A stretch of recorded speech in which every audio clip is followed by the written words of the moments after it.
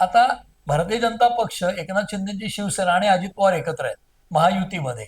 आणि त्या महायुतीतल्या अजित पवारांच्या राष्ट्रवादीकडे ताकद कुठली आहे मुंबई महापालिकेपुरता विचार केला तर नवाब मलिकांचं जे पॉकेट आहे तेवढीच ताकद आहे.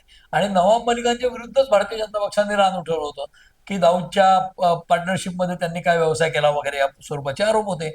असं जर असेल तर नवाब मलिकांची मुलगी आमदार आहे आणि राज्यात सत्तेवर असलेल्या सरकारचा भाग आहे. अशा परिस्थितीत पालिका निवडणुकीला आपल्याला प्रचारामध्ये त्रास होऊ नये म्हणून आशिष शेलारने हे विधान केलंय की नवाब मलिकांच्या पक्षाबरोबर आम्ही नाही राहणार म्हणून. म्हणजे सरकारमध्ये ते चालतात पण महापालिकेला चालत नाहीत, अशी विसंगती आपल्याला दिसणार आहे आणि ठिकठिकाणी दिसणार आहे. मगाशी म्हणलं तसं तीच परिस्थिती आता अशी आहे की शरद पवारांची ताकद खूप नाही आहे. त्यामुळे ते मुरब्बी नेते असतात, त्यांनी मध्यस्थी केली तर काही समेट निघू शकतो का, हा एक विचार चाललाय. म्हणून त्यांना त्या चर्चेमध्ये स्थान आहे. पण मुंबई महापालिकेपुरतं नाही, त्यांचं ज्ञान त्यांचं एकूण अनुभव याचा फायदा घेतील. पण मुंबई महापालिकेत त्यांच्या पक्षाचं स्थान तितकंसं मोठं नाही सांख्यिक दृष्ट्या.